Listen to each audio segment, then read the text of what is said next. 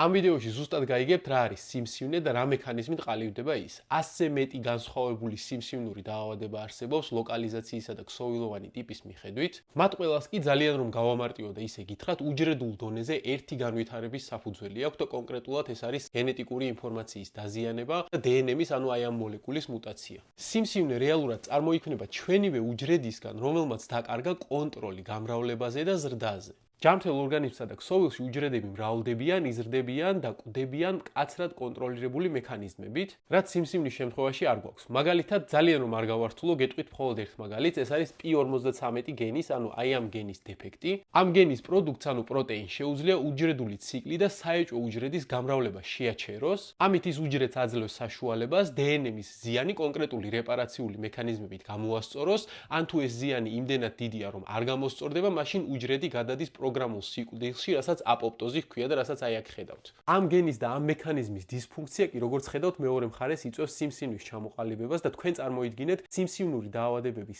60%-ში დადასტურებულია აი ამ გენის დისფუნქცია. ანუ აქედან გამომდინარე დასკვნა სიმსივნე არის გენეტიკურად გადაგვარებული უჯრედი, რომელსაც დაკარგული აქვს კონტროლის მექანიზმები და იზრდება უკონტროლოდ და მრავლდება უკონტროლოდ. ამ სიმსივნის შემადგენელი უჯრედები კი როგორც წესი უფრო დაბალი განვითარებით ხასიათდებიან, ვიდრე იგივე ქსოვილში მდებარე ჯანმრთელი და ბოლომდე განვითარებული უჯრედები.